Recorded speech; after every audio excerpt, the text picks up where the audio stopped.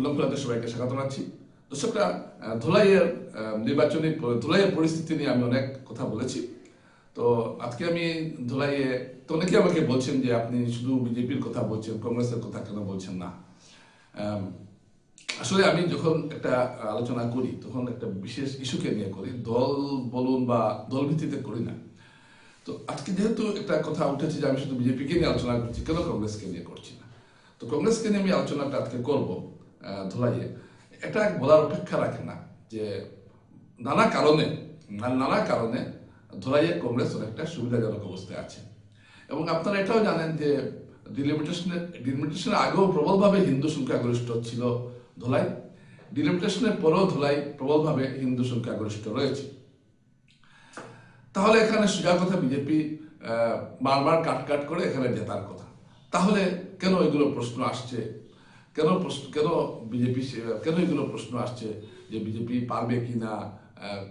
কংগ্রেসের, আমি সত্য কথা বলছি, কংগ্রেসের সংগঠন যেটা আপনারা দেখবেন সেটা খুব একটা শক্ত সংগঠন নয়।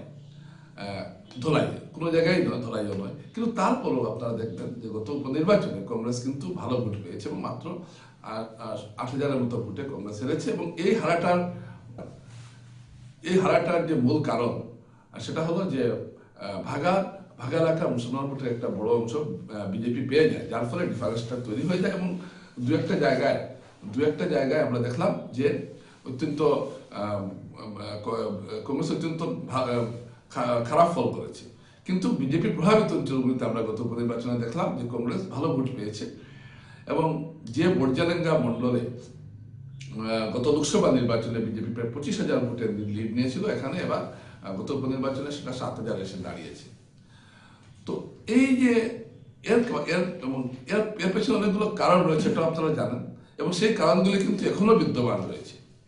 এবং সেই কারণগুলির মধ্যে একটা হয়েছে যে কংগ্রেস যেটা আওয়াজ তুলেছিল যে বিজেপি বহিরাগত প্রার্থী দিয়েছে, এবং সেটাকে কেন্দ্র করে স্থানীয় প্রার্থী হিসেবে তারা ধ্রুবজ্যোতি পুরকায়স্থকে প্রজেক্ট করেছিল। ধ্রুবজ্যোতি পুরকায়স্থ, বাবা দিগেন্দ্র পুরকায়স্থ দীর্ঘদিন কংগ্রেস ছিলেন, ধুলাই বিধায়ক ছিলেন, কংগ্রেসের একজন গণ্যমান্য ব্যক্তিত্ব ছিলেন। এবং তিনি পার্টি সম্প্রদায়ের এবং ধুলাইয়ের রাজনীতিতে পার্টি সম্প্রদায়ের একটা প্রভাবশালী ভূমিকা রয়েছে। এটা গত কয়েক বছর থেকে আমরা এটা লক্ষ্য করছি।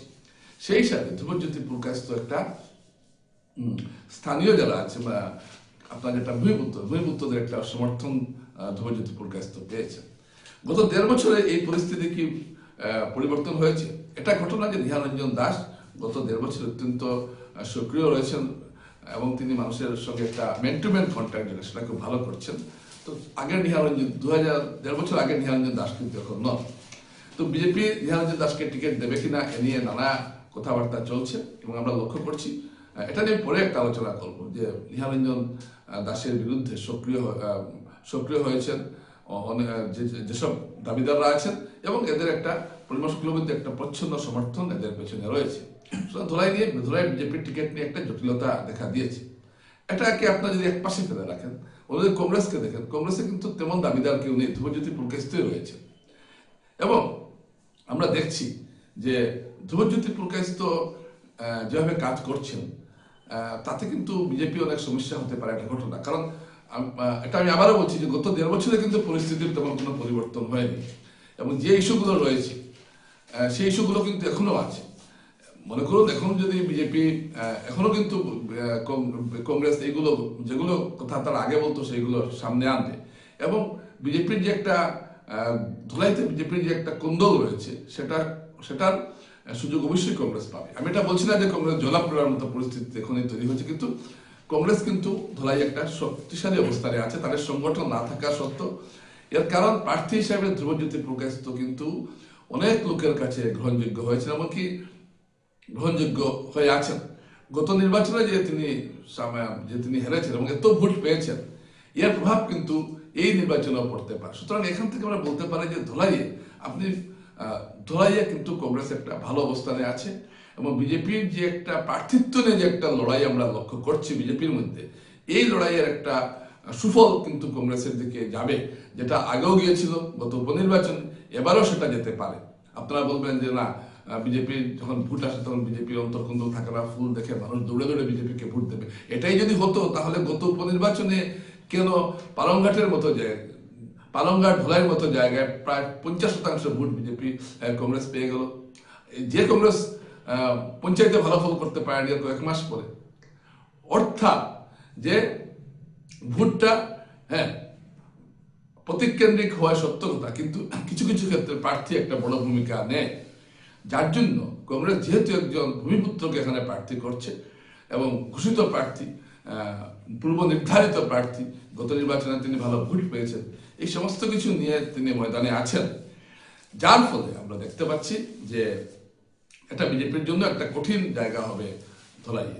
তারপর বিজেপি যদি কোনো প্রার্থী দেয় এবং সেটাকে সেই প্রার্থী যদি পরিমল শুক্লবৈদ্য পছন্দ না করে, তাহলেও এটা বিজেপির জন্য সমস্যা। পরিমল শুক্লবৈদ্যের পছন্দের কোনো প্রার্থী হলে তাহলেও সেটা বিজেপির জন্য ঘুরে ফিরে একটা সমস্যা হবে। অর্থাৎ বিজেপি একটা উভয় সংকটে রয়েছে। এবং এখানে ধ্রুবজ্যোতি পুরকায়স্থকে সামনে রেখে কংগ্রেস কিন্তু একটা ভালো লড়াই এখানে কিন্তু দেওয়ার মতো জায়গায় রয়েছে, এটা কিন্তু ঘটনা। আমি আবারও বলছি যে আমার এই কথার অর্থ এই নয় যে কংগ্রেস ধুলাইতে জয়লাভ করবে, কিন্তু এখানে কংগ্রেস কিন্তু ধুলাইতে বিজেপিকে একটা বড় চ্যালেঞ্জ দেওয়ার মতো জায়গা কিন্তু আছে, যেটা কোনো হিন্দু অধ্যুষিত আসনে কিন্তু কংগ্রেস এরকম জায়গায় নেই, যেটা ধুলাইয়ে আছে।